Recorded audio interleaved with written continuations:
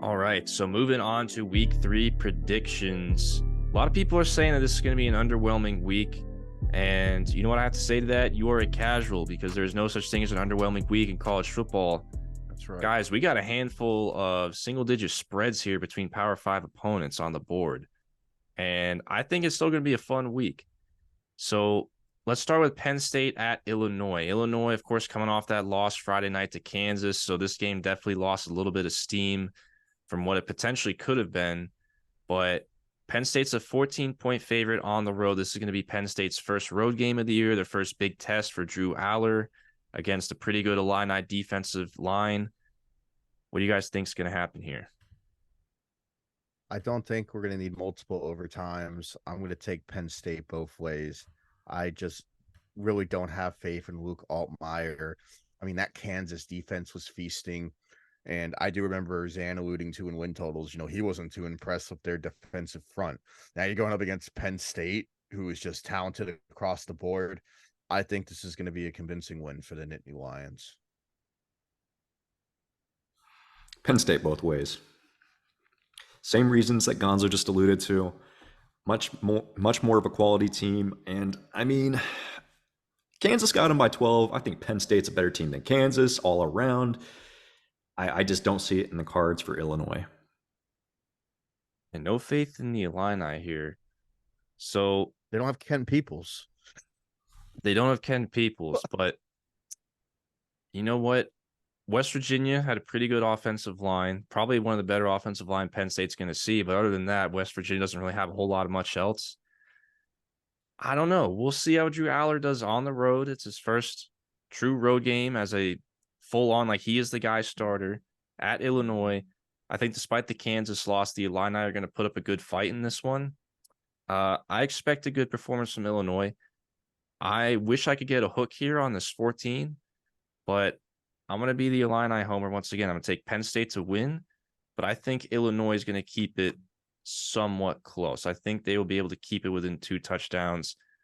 Drew Aller, you're going to have to show it to me and prove to me that you can cover more than 14 points against the Illini defense. I think if Illinois does get this, I think it'll be a backdoor cover. Mm-hmm. Could totally see that happening for sure. All right. Well, how about another ranked team going on the road? LSU, number 14. They are trying to reel their season back in and get some momentum going as they head into SEC play on the road in Stark Vegas.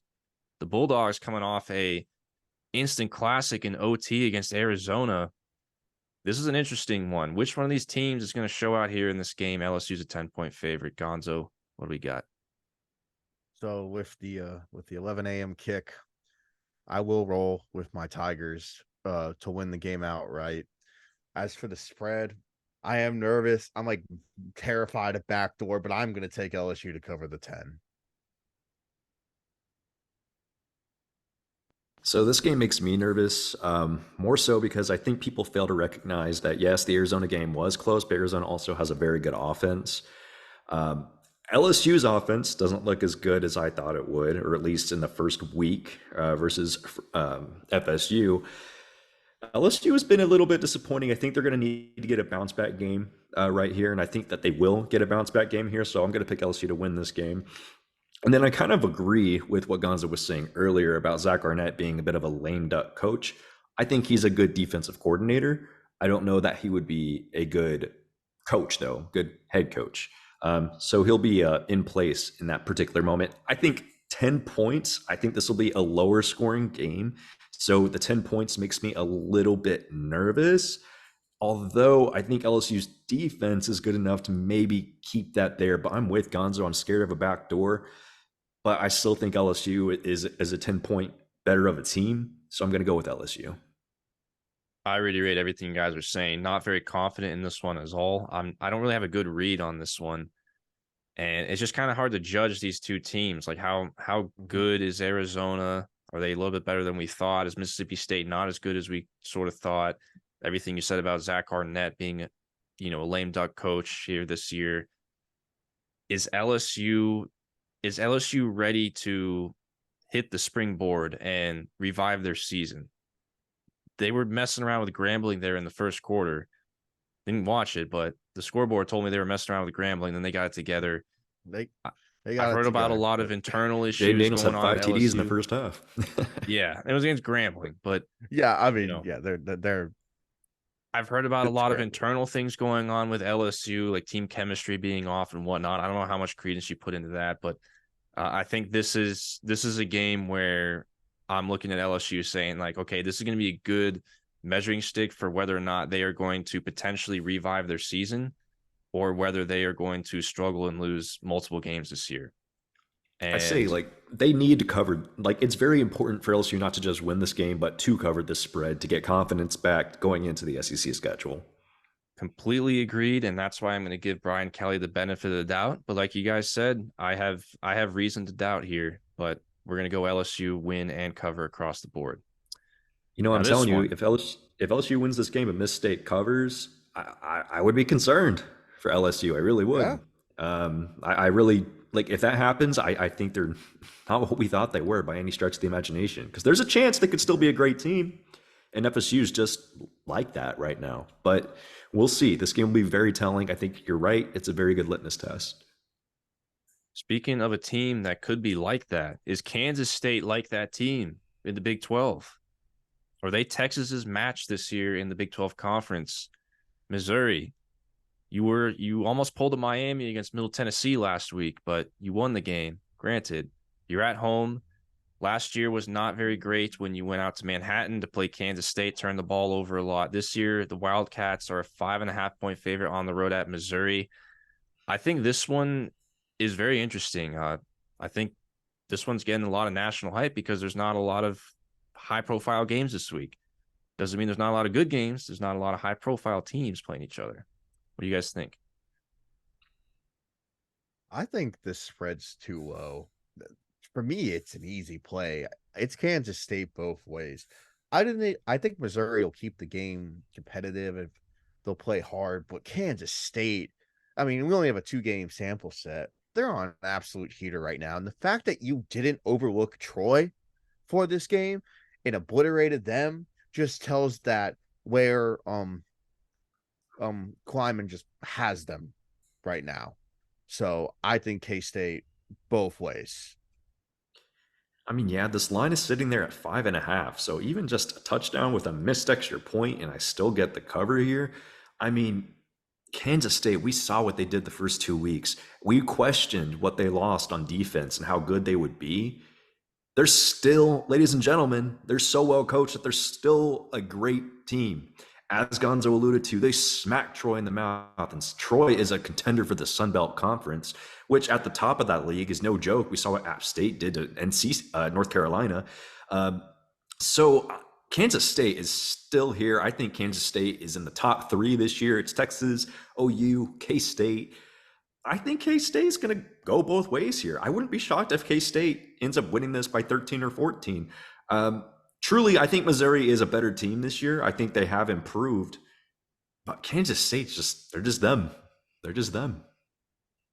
Yeah, I agree with you. For some reason, this line just seems a little off to me. I feel like Kansas State is a touchdown better than Missouri, and I think they're going to win this game, and I'm going to take them on the spread too, especially with 5.5. It is kind of baiting you to take Kansas State, but I legitimately think Kansas State is still the better team. I know it's at Missouri. I know for a fact Missouri is going to put up a better performance than they did against Middle Tennessee. But at the same time, like you guys were said, Kansas State, I think, is just that good. I feel like they could be a potential top 10 team this year. We just haven't realized it because it's so early. But I think they're still that type of team. Missouri really struggled to run the ball against Middle Tennessee. They only ran for two and a pop per carry against Middle Tennessee. I mean, I for Missouri, unless you were like holding something back here, if Drink was really holding something back here, you're gonna have to prove it to me because otherwise I'm taking Kansas State to win and cover on the road. So yeah, consensus here on K-State. How about another interesting non-con matchup? This one is a more than a touchdown spread. It's a touchdown and a hook. UNC at home, coming off an overtime win against App State. They're going to face off against Minnesota. 2 teams that are 2-0. What do we got, Gonzo? Man, this one was hard for me. And this one is going to have win totals hinge on it. I mean, this is one of those kind of toss-up matchups we alluded to throughout the whole summer. UNC, there's defensive concerns.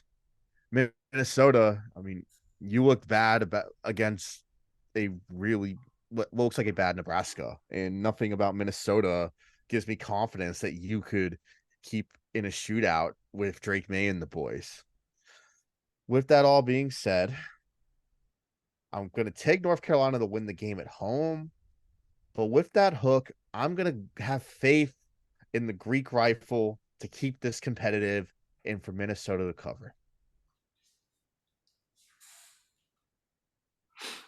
Maybe Tyler Nubin and the boys in the secondary can, keep Drake a little off tempo and make this a good one in the fourth. And maybe North Carolina can win the game with a walk-off field goal, and I can leave happy that I won both ways. I'm of the mindset that this is going to be a lower scoring game. So Minnesota's strength is their defense. Not impressed with their offense at all. I don't think the Greek rifle is that good. He could take a step forward as we see the season, progress. But Minnesota has struggled. But I do think that their defense is solid enough to limit Drake May and to keep him from completely dominating. I like North Carolina to win this game. I think they're the better overall team. Their offense is good enough to where I think that's going to ultimately decide the game. I think UNC, their defense still isn't amazing, but I think it's good enough to contend with the likes of the Greek rifle and at least keep things to a low-scoring affair. But with that hook, I'm with you, Gonzo. I'd feel comfortable because I think it's going to be a lower-scoring game, taking Minnesota on that hook. So this is one of those games where I wish you could tell me one thing before I make my pick. If you could tell me the over-under terms of total points on this game, if you could tell me, is this game going to hit the over? I would say give me UNC to cover. If you told me ahead of time the under is going to hit in this game, I would say I might think about taking Minnesota to win outright as a touchdown dog on the road. That's kind of how I see it, because yes, you guys are right. Kaliakmanis has not lived up to his name, the Greek rifle. He's more been like the Greek water gun so far against Nebraska and Eastern Michigan. And yeah, UNC's defense, I will say, Minnesota ran for 296 yards on Eastern Michigan. If there's one thing that Minnesota can do, if Minnesota can somehow get ahead early and control the game by running the ball, I actually think Minnesota has a shot to win this game if they control the time of possession in this game, because I think they can run the ball well on UNC. Because UNC's defense, like we said during the recap, you still got a lot to prove to me. Like you didn't look that great against App State. Yeah, I know you look good against South Carolina, but they might not be that good. So I think Minnesota has a chance to win this game, but I'm with you guys. Like, in today's age of football, I gotta take UNC to win. They are at home too, but I'm telling you guys, if this game was at Minnesota, I would legitimately think about picking Minnesota here. And as far as the spread, I screw it. I'm gonna join you guys here. I'm gonna join you guys with Minnesota across the board covering, but I don't feel comfortable with it. If this is a low scoring game from the onset, I would start feeling really comfortable at Minnesota covering, but we shall see. I would be surprised if this turns into a shootout. And if you're Minnesota, you don't want it to turn into a shootout. Put it that way. No. I'm thinking like 21-17. Perfect. Yeah, that sounds reasonable. All right. We talked a lot about this game. Washington is a 16-point favorite going on the road to East Lansing to face Michigan State. And in case you've been living under a rock, Tuck was coming. Tuck was coming for some of the wrong reasons. And he is no longer the coach. Tuck was coming, but he wasn't coming. Yes. He's no longer the coach. And there's an interim, the assistant, Harlan Bennett. And yeah, Washington has looked really dang good so far, granted against weaker competition, but I have a feeling we're all going with this game. Michigan is weaker competition. Michigan State is weaker competition. Fair point. UW both ways. They're going to torch the secondary. It's not even going to be close. Yeah, I'm I'm all not our even picks. gonna I'm not even Yep. gonna spend a breath on this. It's UW both ways. Yeah. All Shoob, right, just fill fine. it out. We know you. We. Yeah. I mean, one of the worst secondaries in the Power Five against like potentially the best passing attack. After losing Like their head coach, after losing their head Yeah. coach, like I mean, well, this seems like free while the money lead to singer me. of BTS plays quarterback for you, I mean, come on now. This seems like free money to me. So watch somehow Michigan State's going to Bet all cover lines. this by the grace of God. This is I don't know, but yeah, this seems like free money to me. I'm gonna be laying 16 points with my personal money there. All right, back to the G5. This is a good matchup. This is what really should have been the Sun Belt Conference Championship game last year, but you know, the NCAA and all that. Mhm. But anyways, James Madison versus Troy, two of the better teams in the Sun Belt. JMU coming off a big win on the road against UVA last week. Troy, they got smacked around by Kansas State, but I don't think that's all that bad. You know, Kansas State's a pretty good team, as we've been saying. Troy's a 2-point favorite at home. This is a cross-divisional matchup in the Sun Belt. Again, two of the better teams in this conference. What do we think here? I'll take Troy both ways. Well, I have to because we got the rule. But yeah, I'm on Troy both ways. They're at home. You know, they do have a good defense. K-State, like Zan said, is just them. You know, so JMU, yeah, great win over UVA. That was awesome. But I like Troy. I don't really have more reason there. Took them in the no, I took South Alabama in team draft, but no, I like the men of Troy to win this Sun Belt Conference game. I have no feel for this game. This game's a true coin flip to me. Like, truly, either outcome would not surprise me. Troy is reeling after a really, really bad loss to Kansas State. They're going to want to get it back together because this is a Sun Belt game. This is a game that actually matters to whether they can play in the championship game. James Madison, it sucks because they once again cannot play in the Sun Belt Championship, no matter how well they do in this game. All they can Makes no really do is sense. play spoiler. And they are a quality team. So James Madison showed me some grit because they were down 2 scores to Virginia late in that game, and they ended up coming back and winning that game. James Madison certainly has grit. But God, man, here's the thing: how good is Troy's home field advantage? They already have a loss on the schedule. They're not going into that game undefeated. At a school like that, that might be enough to dissipate that home crowd quite a bit. And I will say that nothing I pick in this game is confident, but I'm going to roll with JMU. I like it.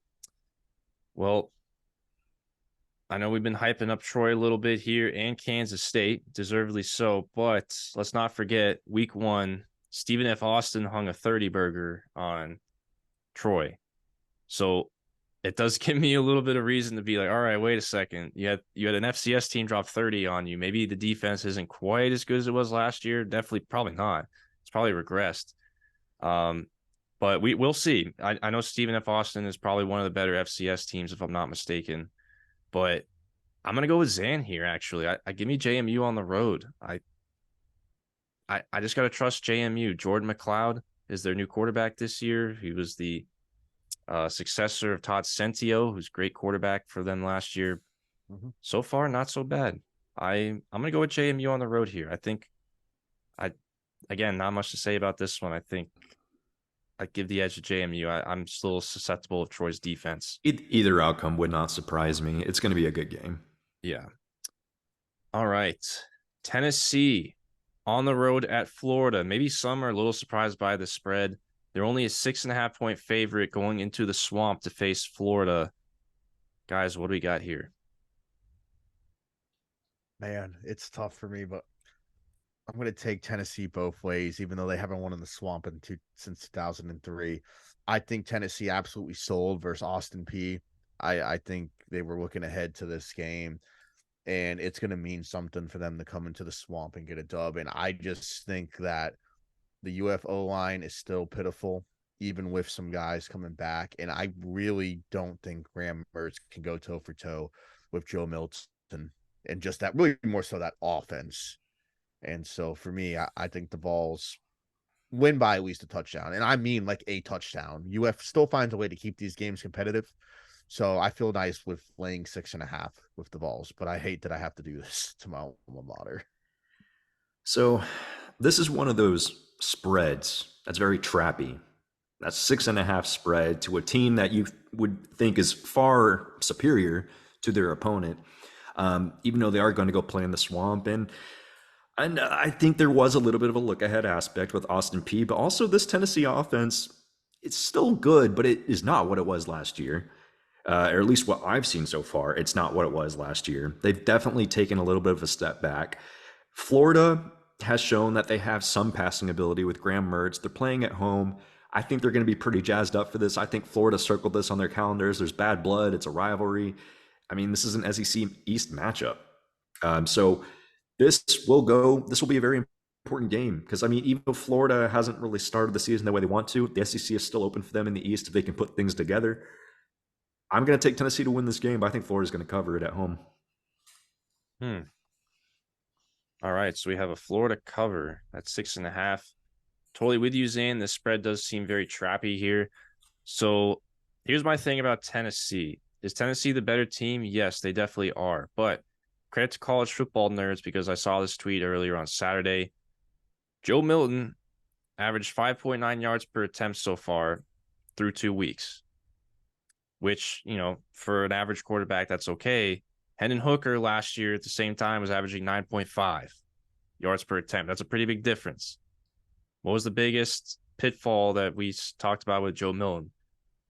He's pretty sporadic. Like, is the inaccuracy, is that going to be a problem? Like, when Joe Milton's on, like, Tennessee is going to be just as good as they were last year. But when Joe Milton is off, like, that man is not going to be able to hit anything in sight. And Austin P and UVA. Look how bad UVA looks now. Can you really put that much stock into Tennessee's win against UVA? And they struggled early in that game, too. They pulled away in the second half. Yeah, I know Tennessee fans, you might disagree with me here, but I would say I see potential warning signs ahead down the road, kind of like with Colorado. However, Tennessee has not won in the swamp since 2003. I am a Gator alum. Unfortunately, I think they will win in the swamp for the first time in 20 years because I don't know why, but I still do like Joe. I do like Joe Milton, but I see the warning signs with him. I think he's due for a good game here. And UF secondary is still very young. They're still very much figuring things out. I feel like clearly Florida's coaching staff didn't have the team prepared for Utah. How are you going to do against a Briles offense? This is the first time a lot of these Gator defenders are going to be seeing the Briles offense. Like, I just feel like that spells trouble. I feel like this is an instance of where coaching is going to be a de facto, and I'm just going to trust that Joe Milton has a good game, has an on game, because he's going to have some bad games. In Tennessee, I'm telling you right now, they're going to lose a game they should not lose down the line. But I don't think it'll be the UF. I'm going to take Tennessee to cover as well, unfortunately. All right. BYU versus Arkansas. Arkansas is a 10-point favorite at home in this one. Second year of a home-on-home series between these two. So, from an athlete perspective, I'm going to go with Arkansas having the advantage, even though BYU has, legitimate men with families like on the team. I think Arkansas wins at home. My big concern is, are they going to sell me and put all their attention on LSU next week? Last year, they beat BYU in Provo by 17. And I just think throughout the course of this game, more so in the trenches, the Hogs, pun intended, have the Hogs to wear down BYU. So I do think Arkansas will cover this spread. Not the most confident in it, but I'm even with Rocket Sanders not playing, I think Arkansas can just wear down BYU and win this game comfortably just because they have better athletes. BYU in their own right, they're not too bad in the trenches. They're actually a lot better than a lot of people give them credit for in the trenches. But Arkansas is the better team. They're at home. I'm going to go with Arkansas to win the game. Better quarterback, better weapons, better defense, really good offensive line. And the 10 does make it tricky. It really does make you want to take BYU, but I have not really been impressed with what I've seen from BYU. to this point in the season. I don't think their offense is capable of putting up a lot of points. And this is going to be the best defense they've played to this point in the season. I like Arkansas at 10, if not at least a push to over or push to cover, I should say. So give me Arkansas. Yeah, I completely agree. Even with Raheem Sanders, is he questionable to play or is he for sure not playing? He's out. They're He's saving out him for LSU. Yeah, I think if he was playing, man, I would love to take him in our fantasy draft this week. But You're on the clock. yeah, I am, but I'm not going to take Rocket Sanders because I'm going to get 0 points there. Yeah, I like Arkansas here too. I just feel good about it. Like Zan said, you haven't seen a lot from BYU so far against Sam Houston and Southern Utah. Better quarterback, everything. Even without Rocket Sanders, I still think they'll be able to run the ball, but we shall see. I think I would be surprised if this one is sneaky close, but we'll see. Big prove it game for BYU, but we're all going with the Hogs here. We like the Hogs in this spot. How about this game? Does anybody remember what happened in this game last year? Syracuse versus. I remember that. I remember that I got it. I got the right outcome out of it, and then you were pissed because you're like, "Oh, the damn refs!" Yeah, the refs. Talking about who's selling, who sold. The refs sold. The refs definitely sold in this game last year. I was happy about it. Yeah, I know you were. So was I. Well, guys, what do you think is going to happen here? This year, it's at Purdue, and Purdue has a chance to sort of get things back on track after taking a disappointing loss to Fresno State in week 1. They rebounded with that win against Virginia Tech last week on the road. Now they're back at home, but Syracuse is a 2.5-point favorite here. So, again, like I alluded to earlier, I do think that this is another one of those swing games because I'm pretty sure I took Syracuse's over, and I know I took Purdue's under. And with that in mind, and even more so with quarterback play in mind, I'm going to take Garrett Schrader over Hudson Card. I'm going to take Dino in his established system, 6-7 years with Q's over Ryan Walters in year 1, still setting up the defense, setting up the team. So, no, I'm not going to bury the lead anymore. Yeah, Q's both ways. I think they sweep the series. It'll be interesting. I mean, line favoring Cuse by 2.5 when Purdue is at home tells you that on a neutral field, what Cuse be favored by like almost 5 points. Close to a touchdown. But you know what? I'm going to roll the dice here. I'm going to go with Purdue at home. Hudson Card progressively getting better with more starting time. I think Purdue, look, I know that they've kind of struggled a little bit. They kind of struggled with Virginia Tech to steal that game. But as you guys know, I took Purdue's over. I took Virginia Tech's over. I think Virginia Tech's a little bit better this year than the market's giving them credit for, which so far I think has held true. I mean, they're not like, I didn't say they're going to be world beaters, but I think they were good enough to at least contend for their win total. And the same goes for Purdue. I think they were 4.5 or something. I think I need 5 wins to get their total. So I'm going with Purdue at home here. I think they're good enough to beat Syracuse. Syracuse has lost a lot, guys. There's no Sean Tucker there. They've lost a lot of defensive pieces. So we'll see. We'll see. They do still have a great wide receiver on the outside, but we'll see how this one goes. Well, just like last year, I'm going to go head to head here with Zan in this game. And this year, unlike last year, we're going to be flipping teams. Give me the Cuse.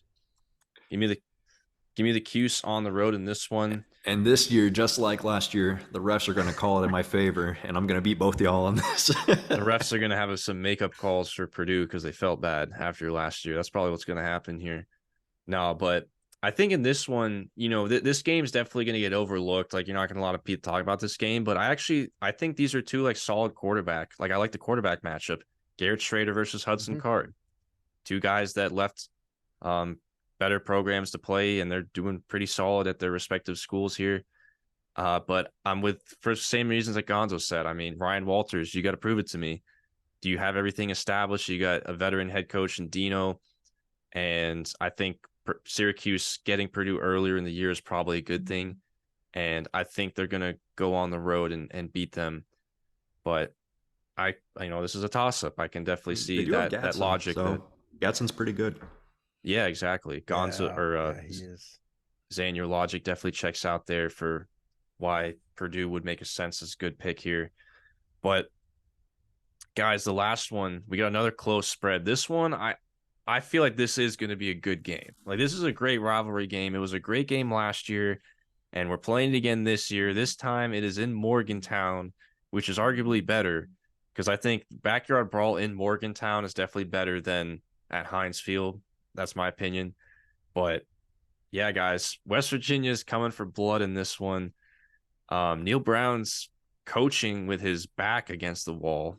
He's Like coaching for his life right now. coaching for his job. Yeah, exactly. Yeah, I mean, Neil Brown's coaching with a gun to his head right now. So Pitt lost last week to Cincinnati at home. West Virginia definitely put up a relative good fight against Penn State, but they did lose that game. They were definitely outmatched by a good team. What do we think here?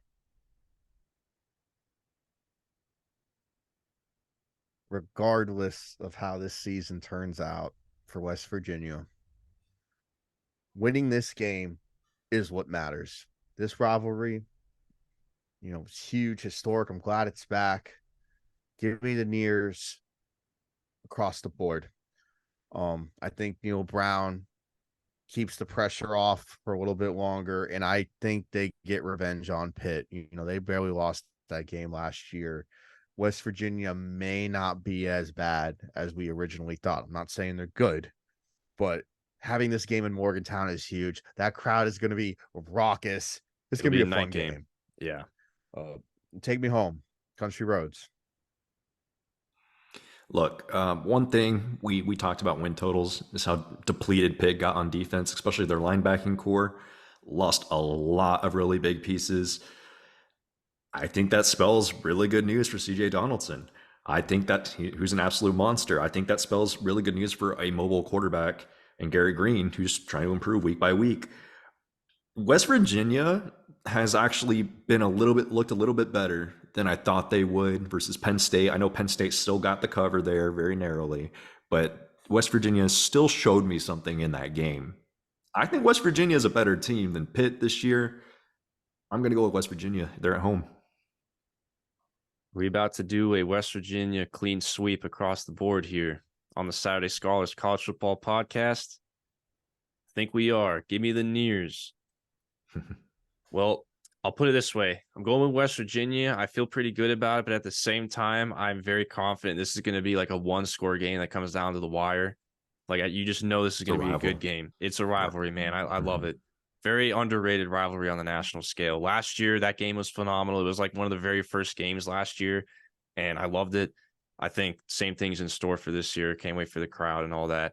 One thing I will say, Pitt definitely struggled. Pitt's defensive backs, their secondary did not look that good against Cincinnati last week. And that was supposed to be their strength. Exactly. And that was against Emory Jones. Now, Emory Jones might be better this year. He may have finally taken that leap, but still is the Emory Jones. Emory Jones has looked good. I will say this. Emory Jones threw for 5 and ran in 2 touchdowns, grand total of 7 touchdowns week 1 versus EKU, who's projected to finish. They're like a really good FCS team. They're projected to win their conference. EKU played Kentucky last week and only lost 28-17 versus a Kentucky team who, I mean, I know you're high on Shoob, so it just tells you common opponent. Cincy killed them. Kentucky struggled. So, I mean, Emory Jones, maybe he's found the system that he needs to be in to succeed. Yeah, I think Dracovic definitely needs to do better than 10 of 32. I'll tell you that. He needs to do better than that if they're going to win this game. And as far as West Virginia's best unit on their team is the offensive line. They're one of those rare teams that their best position group is the offensive line. And Cincinnati was able to run the ball pretty well in Pitt last week. I think Garrett Green, if he can hit some of his throws, I think West Virginia's got a really good shot in this one, but we shall see. I think it's going to be a good one. I'm looking forward to it. So Devin Carter, you just got to win some matchups. Yep. And I'm with you, Zan. I think CJ Donaldson, I'm looking for a CJ Donaldson 2023 breakout game this year. I think this is where it's going to happen. Well, guys, this is it. Week 3 picks. I think it's going to be another fun week. Like I said, not a lot of high profile matchups, but a lot of games that I think are going to be pretty close, and they're going to be some good games this week. So any final remarks before we cut the cord here? I don't have anything that's weighing on my mind at the moment. I guess Texas is back. We'll see. Someone Will had they to will say they it. actually win the Big 12 though?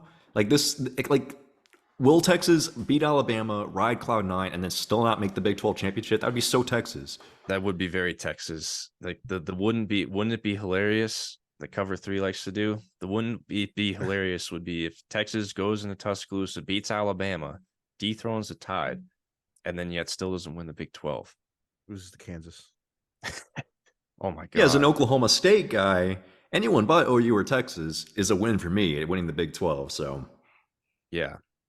I know. I agree. I think it's going to be interesting how it plays out. I think Texas is definitely going to lose one game. Like they're not going to go undefeated. Like, I'm very confident they will not go undefeated, but they're going to lose to somebody in the Big 12 conference play, which is like who's it going to be?